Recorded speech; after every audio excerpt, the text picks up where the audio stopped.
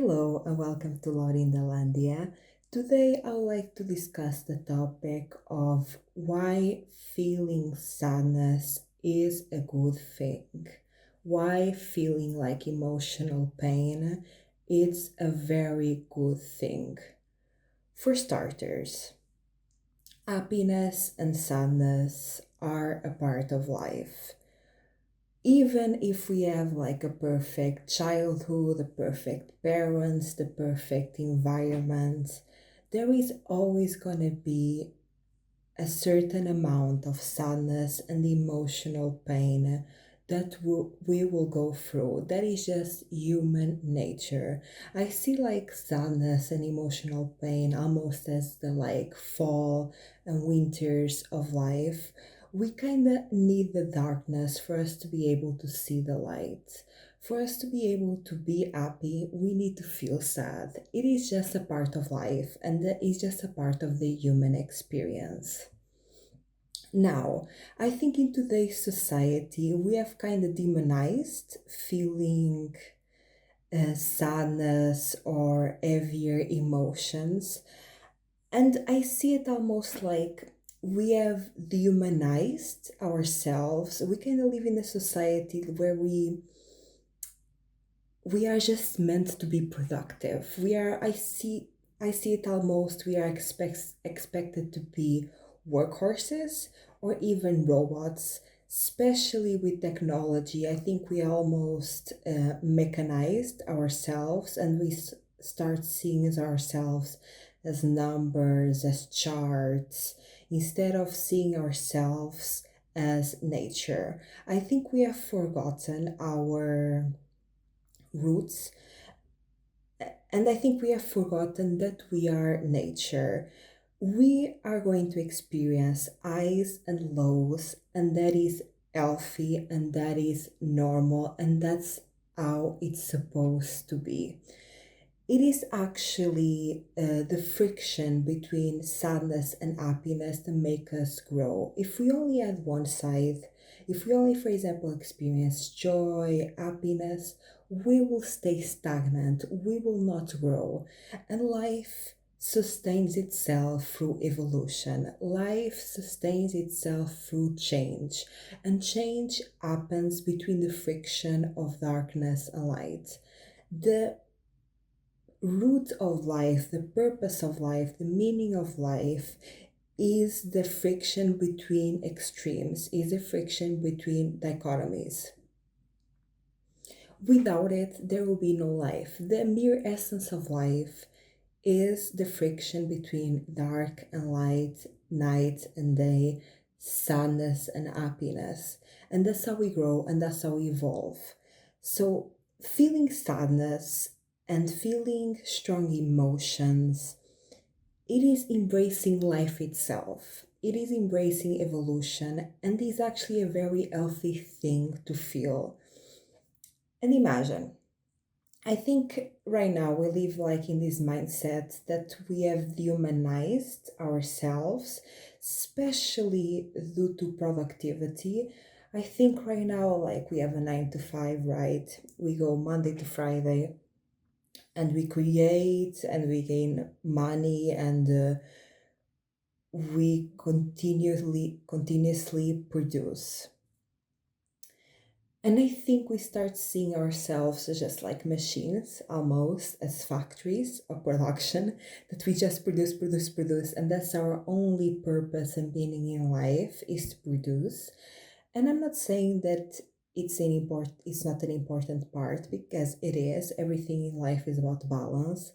It is important for us to create, to produce, to put it like on the outside, but it's also important to work on ourselves and feel our emotions and feel our experiences. But we almost been programmed to believe that like our only purpose is to produce, when it's really not. I see it like a tree. For example, a tree in the spring and in the summer. In the spring, it starts to have flowers, and in the summer, starts to bear fruit. And then it goes to fall into winter, and it sheds its leaves and it goes into a rest period.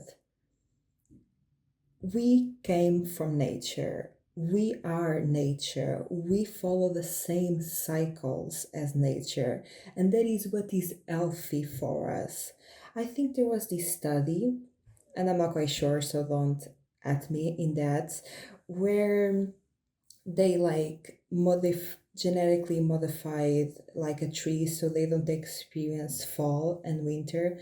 And what happens to those trees is that they died because they did not have their rest period. And we are really the same. We all need our high moments, our productive moments, and we all need our low moments, our resting moments, our reflecting moments. But right now, I think there is like this society expectation and this societal standard of just producing. We are most like machines, especially with technology. I think like right now, with technology being so prevalent in our life, we kind of mechanized ourselves because dehumanization can take many forms, and you can be dehumanized, for example, to an animal, you can be dehumanized to also an object. And I think seeing ourselves as numbers, as a graph, as a chart, as how much we can produce, it's a part of dehumanizing ourselves, and also like seeing ourselves as we should always achieve these numbers and we should always grow to higher numbers without embracing the fall. We should always rise without embracing the fall. I think that is a part of dehumanizing ourselves. And imagine there is also like a certain aspect to it that I think is also a bit manipulative. Like when somebody feels like they have to reject their emotions, when somebody like feels heavy emotions, they're like, oh no, I can't be feeling this. I think there is, when I see someone go through it, go through something like that, and I see it because I've been there, I see this almost as like narcissistic abuse.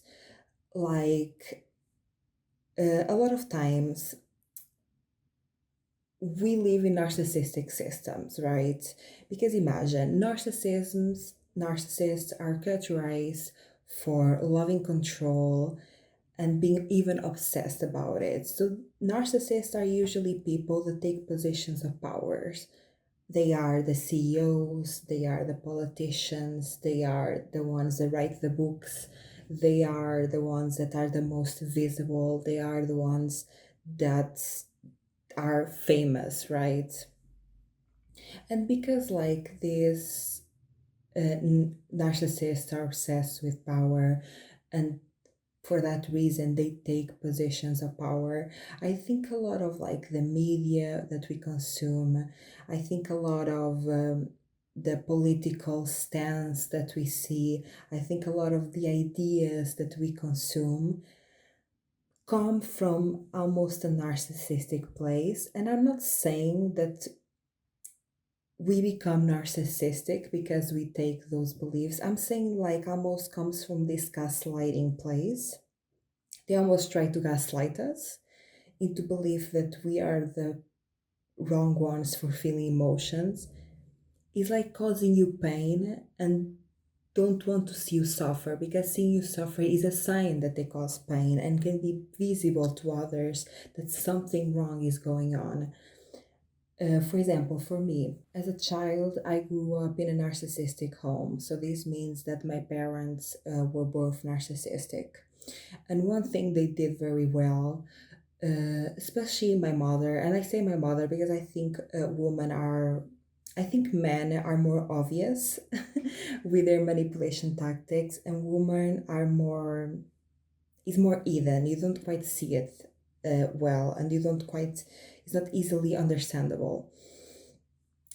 Basically, I grew up in a home that they would hurt me, they would manipulate me mentally, they would, yeah, they respect my boundaries, they diminish me, they value me, create barriers in my life, create chaos, obstacles, so I could not like have a decent life, so I could not like, have achieve what I wanted and have a decent life with almost like decency and respect.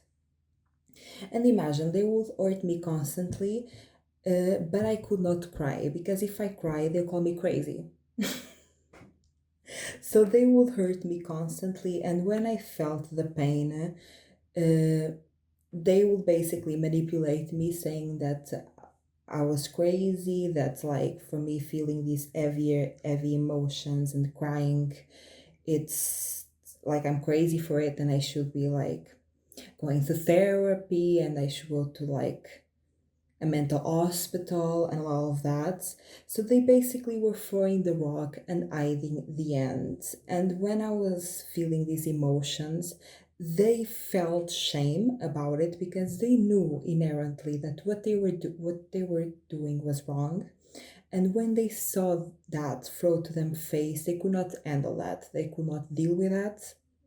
So what they will do is they would manipulate me to saying that when I felt emotions, I was crazy. And I think like this is actually a very standard form of manipulation that I see in a lot of people, and I think I see it in society almost. That when you're feeling heavy emotions, you are crazy, but you, like someone caused this. Someone caused you pain. If we see it as physical pain, if someone hurts you physically, you feel pain, and that's normal. That's the process of it. If someone hurts you physically, for example, if someone like, yeah, like hurts you physically, you feel the pain, and that's normal. And it's the same thing emotionally. So I think in a lot of these systems, uh, for like narcissists to keep control because they are obsessed with control, right? We have been almost, yeah, brainwashed, manipulated, gaslighted, whatever you want to call it, to reject our emotions as a way for, yeah, like for the narcissist to keep playing their game so nobody can see what they are doing. So they cannot be turned down, so they can continue with their lives and using others as tools for their own selfish gains and continue in positions of power. So I see this almost generally in society, and we I think I almost learn that feeling sadness and feeling heavy emotions is a bad thing, when it really is not. You are feeling sadness and you're feeling heavy emotions because you've been hurt. And when you are hurt, you cry. It's normal. When you are hurt, you feel pain. It's normal, it's healthy, and it is needed. So, for example, when I started to dismantle these belief systems, and when I started to dismantle these manipulation techniques, imagine, because I had suppressed my sadness and my pain for so long, when I started to feel it for the first time, when I decided to, hey, I'm gonna sit with my experiences and I'm going to process them, right? It was really heavy at the beginning. What I've noticed is the more you suppress an emotion, the bigger it gets. And then the funny thing that I also notice is that, for example, if I had a trauma that I experienced in childhood and I did not process it, what happens is that if I don't process an experience and a specific emotion, I will likely be attracted to the same experience that gives me the same emotion. So, for example, if I have emotionally absent parents, I felt like I was attracted to emotionally absent people. And I think this is like a very clever way that like our body and mind heals, because we need to remember that our body came from nature, and nature has been here for a long time. Like you can even say that it's connected like to the whole cosmos and the whole universe. He has like genetic information that knows how to heal, knows how to evolve, knows how to overcome, knows how to adapt. If is one thing that we are good at is to adapt, right? And to evolve. That's again the mere purpose of life, the meaning of life, and the origin of life. So our body has like immense wisdom. We know more than we can begin to understand. Our body has immense wisdom on how to overcome this. Like, our body knows how to deal with this. Like, we might not understand it, but we know how to deal with this. So I think this is like actually very clever way that our unconscious mind heals, is that if we repress something, we are going to experience the same environment, the same behavior in different people, but they are going to give the same emotional reaction because it's the way that our body heals. Our body heals by feeling the sadness, by feeling the emotional pain, by feeling the heaviness. So, what happens when we repress an emotion or an experience is that we are going to repeat that experience until we have felt it, until we take time to feel our emotions. And again, in a society that is values so much productivity, that is basically saying to us, you should always be good, you should always be 100 because we need you to work, basically, we need you to produce. And a society that dehumanizes us and we stop seeing ourselves as nature but as robots, as numbers in a paper, this can be very hard. This can be very hard. Why? I don't think, of course, like feeling sadness, feeling heavy emotions is not easy to begin with. But also, I don't think there is a lot of space and understanding in society, in our daily lives, for us to feel emotions. The expectation here is for us always to be energetic, good, and ready to work, ready to produce 100, right? Our expectation is for us to always be in spring and summer. There is no space almost in society for us to have fall and winter. Because when we are feeling down, one, we still need to get up to go to work, that's like the basics. But also, like the people around us, imagine we are going through an heavy experience and we might be talking about it with people. And I think a lot of times the answer is forget about it. Let's distract ourselves. Let's think about other things. And that is only rejecting that emotion more. That is only telling us, okay, there is no space to feel. And also, like, I feel like when you, for example, cry in public, of course, you might get the attention of people, and that's a good thing. Like, people might be like, hey, what's up? How you doing? But I think most of the times, the response is, it's not that bad, forget about it. Like, let's think on the positive side, like toxic positivity. So I think there is like not a lot of space, almost zero to none, for you to like feel your emotions. That space needs to be something that you really create for yourself. And when you create, a lot of people might look at you like, what is she doing? Like, she's crazy for like taking this space. Like, what do you mean? So I think it can be a hard thing at the beginning to feel because not only has been something that we repressed for so long and we have been replicating replicating it across our lives. So, like, it might begin with something small, but because we have repressed it, like, we have repeated so much that's like it started to be something that is way bigger than it was at the beginning. Not only for the repression part, but also for the fact there is like almost zero space in society to feel emotions. We still have to go to work. When we speak with our friends, we might get the forget about it, let's think on the bright side, let's distract ourselves response that only makes us repress more emotions. This can be a very lonely and hard experience to go through. And again, I don't think it's like lonely and hard inherently like in its nature. I think it's like the way that we build the world and the expectations around it. I think it's like this collective perspective of it that makes it harder. Okay, I'm not saying that it's easy because it's not. I mean, I think you reach a point that it becomes like so easy to feel your emotions.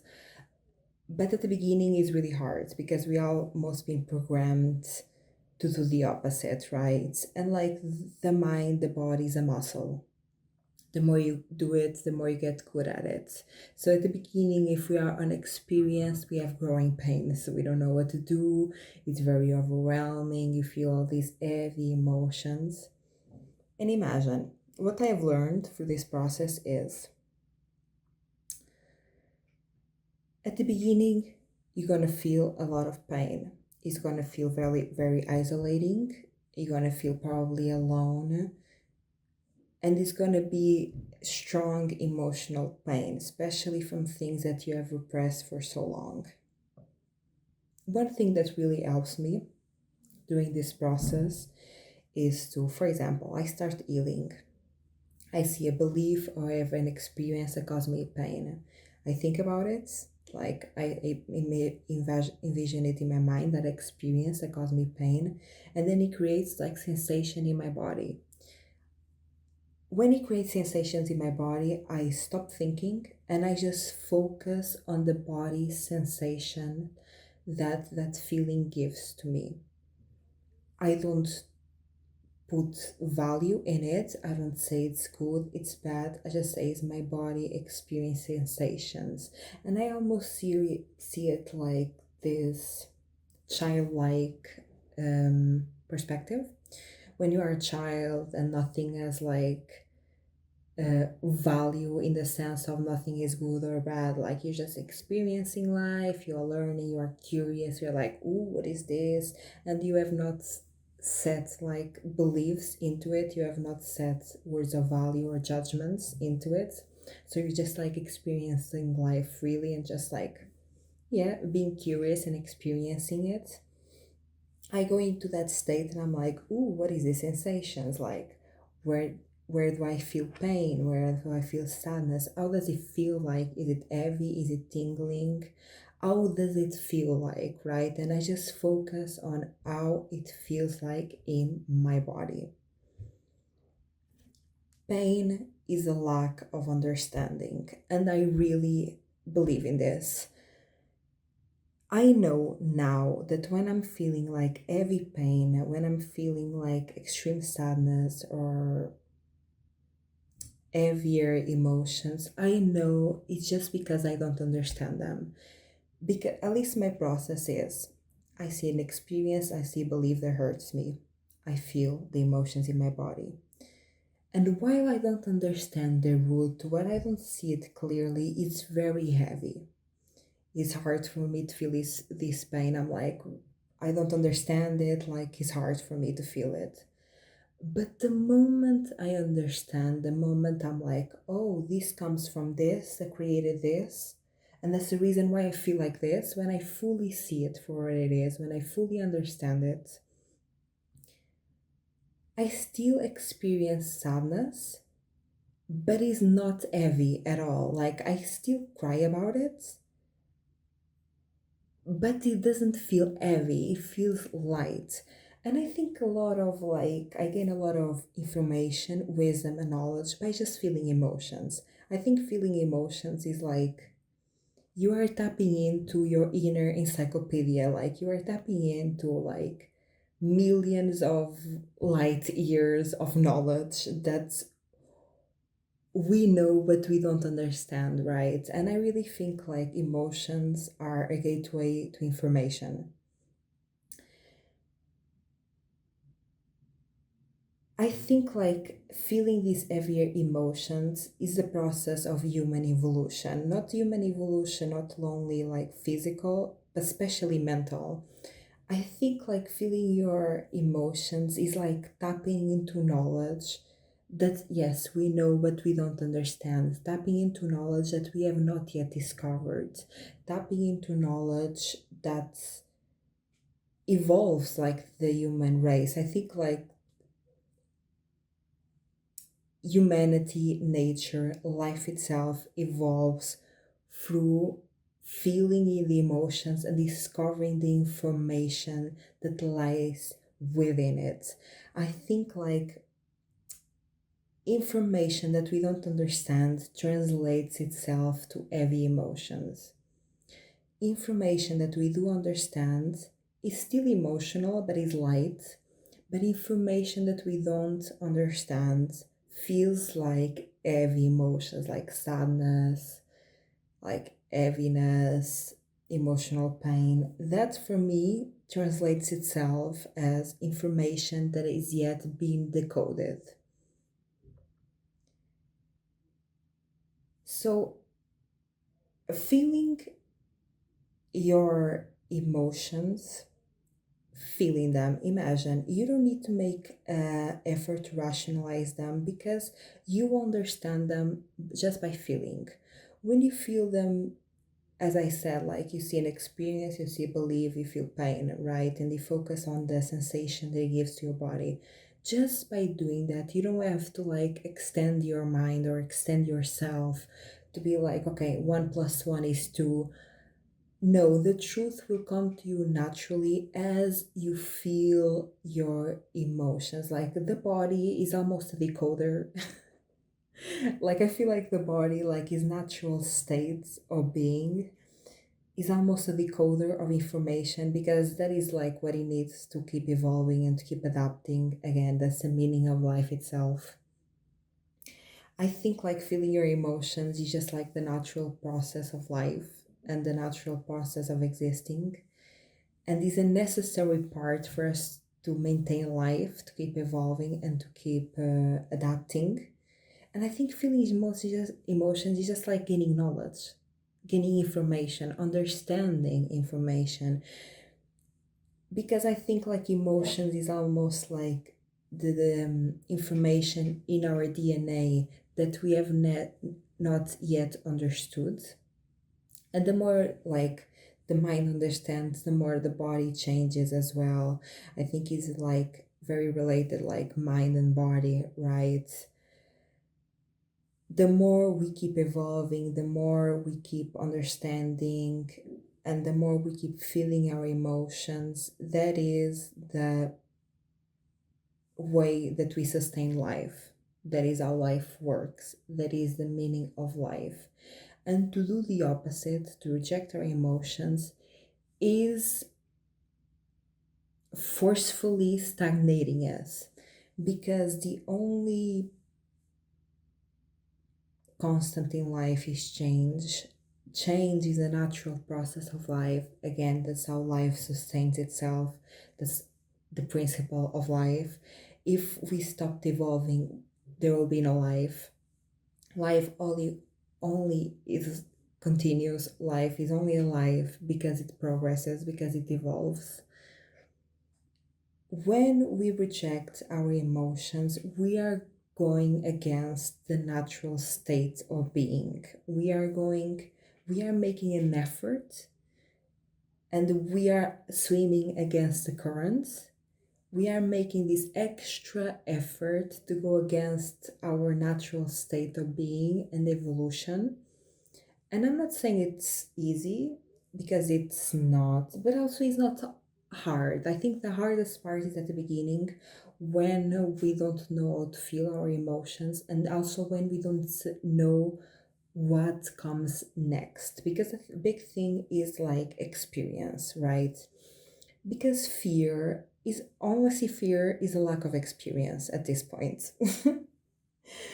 uh, Fear, it's almost like we don't know what is going to happen next. But when you start feeling your emotions and you realize, oh, this is not so bad. Actually, like after I feel these emotions, I'm good again. Like some days I'm better, some days are worse. But like the more I feel my emotions, the more I'm walking to my happiness, the more the path to happiness is feeling pain. The more I feel my sadness, the more I feel my pain, the quicker I'll get to a state of happiness. And we experience this and when we feel this and realize, oh, emotions are just sensations in the body that come and go. And right now I'm feeling sad, but after I feel sad, I'm gonna be happy, and it's a cycle, and it's always gonna be like that.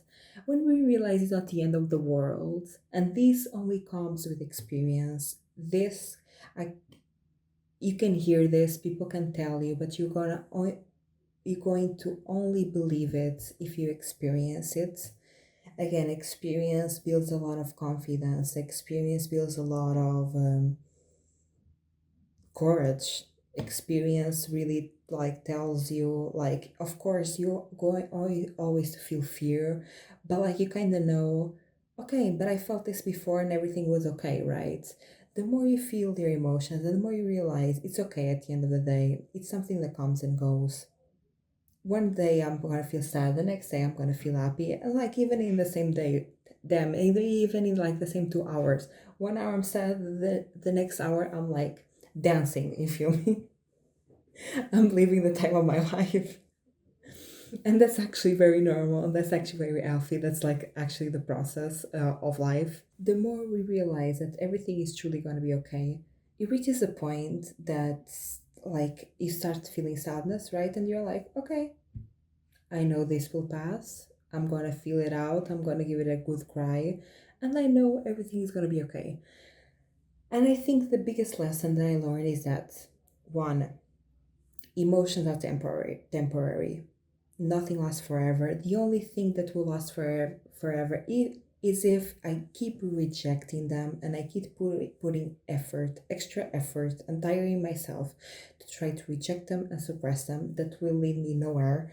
That will probably only lead me to more of that cyclical behavior, to more of that emotion that will all become bigger and bigger. So one, I realize it's temporary, and I just need to accept it, feel it, take time of my day to feel it. And what I like to do is, again, I understand that we live in a productive world. So I wake up and I feel this strong emotion. I feel sad, for example. I'm like, okay, at the end of the day, I'm gonna take time out of my day to journal about this, to feel this emotion out. And imagine I still do my work days, I still do my 9 to 5. I go to work, I'm there, I'm present, I'm like, okay, I'm still gonna do my function to society and still live according to society standards. But at the end of the day, I'm gonna take time for myself to feel my emotions. And now I know that it's only something temporary. I'm just feeling this way, and that's fine. I'm gonna take like 1 hour out of my day, not even that sometimes, just to like journal about it. And when I journal, I like to say exactly how I feel it without trying to change it. Like, I just put it out there as honestly as I can with myself. I feel this way because of this, and this is what happened, and I feel this way without trying to like make excuses, without trying to diminish my emotions, just like how I feel it and how I feel it is, and I just put it out there in a paper. And I really try to tap into the feelings that that gives me. Not almost like try to force me to cry, in the sense of, okay, I feel heavy emotions, I'm like, I'll love to give it a good cry, because if I give it a good cry, I know that it's gonna pass, it's done, like, next, right? Now I understand that the more I allow this to flow, and the more I allow it to feel, that it's gonna be okay. So I take time at the end of my day to process my emotions. I also realize that projecting my emotions, and I think it's great to speak it with people that are supportive and that accept you unconditionally. But if you don't have those people that like accept you and support you, and what I mean by that is when you go to someone and you say, hey, I'm feeling this way, the other response should be, hey, I'm here for you, let's talk about it, express it, feel it out, I'm here like to be a shoulder to cry on. It should not be, ah, let's forget about it, let's distract ourselves, let's think about something else. that is not at least the response that I'm looking for. I'm looking for a response of I'm feeling sad, and the other person say, "Hey, okay, let's cry together." Let's cry it out, express it, say it, like I'm here to hear it. Like I honestly I just want to have there somebody to literally be a shoulder to cry on. That's all I want. I don't want anybody to come with solutions. I don't want anybody to try to distract me, to try to divert me. I just want somebody there for me to just like express it. And sometimes this can be hard to find, honestly. And if you don't have that type of system of that type of people around you, it's fine. Like you can be that system and you can be that person for yourself.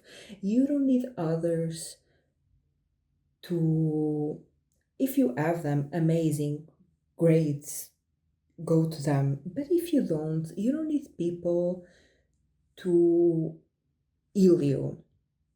You are your own savior. You are your own healer. There is nobody in the world that is going to do your internal work. At the end of the day, you do the internal work for yourself. There is no magic night. There is no saving night. There is no one that will come to you and speak to you and do whatever and make you healed. That is a process that you go through it at the end of the day alone. Even if you have people around you, it's still a journey that you do alone because it's still you going through the emotions, feeling your emotions. Nobody can feel your emotions for you. It is still an individual process. Of course, you have support around you of people that are open to listen to you without trying to reject you, suppress you, distract you, and they're just like there to like be a person, a shoulder to cry on, maybe like give you tea and cookies while you are like talking about your emotion and expressing your emotions. That is great, but at the end of the day it's still you that is feeling your emotions, and it's still your power or responsibility. It depends on the way that you see it. You can see something as power or responsibility. For me, are the same thing, different perspective. You can still see that that power of feeling your emotions is individual to you. It is you that is going to walk the walk. It is you that lived your life. It is you that is going to feel your emotions. So it's totally okay to do it alone. Especially, I think the main thing about this process is that you should do it in a safe environment, in an environment that feels safe to you. And in an environment that feels safe to you can look like many things. Again, if you feel safe with people, great, go to them. If you feel safe in your room or in your house, great, do it in your room, in your house. If you don't feel safe, like in those places, then maybe you feel safe in nature. That's me. I feel safe in nature. I go to nature. I go to a tree and I cry and that I process it. It's actually really funny because when I start healing, I started doing like in forest. That was like the only place I felt safe enough to express my emotions. And I'll go like to the forest every day with my journal and I'll be like, okay, what how I'm feeling today, and I'll just like journal, cry, feel better the next day. I'll do the same, right? At the end of the day, the process of evolution, the process of growing is an individual process. It is great if you have there people supporting you, but only you is going to do that for yourself. You are your own savior. You are your own best friend. You are your biggest love.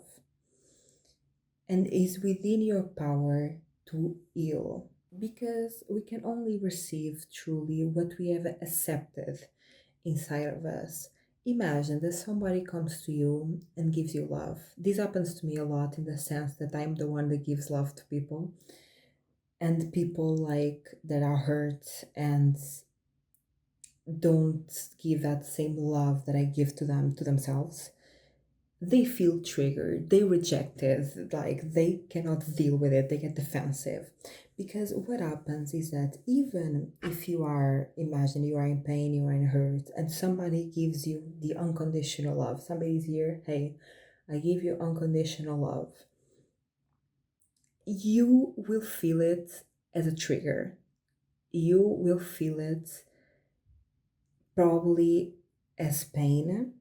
Because imagine love, unconditional love, is triggering. At first, it's very painful.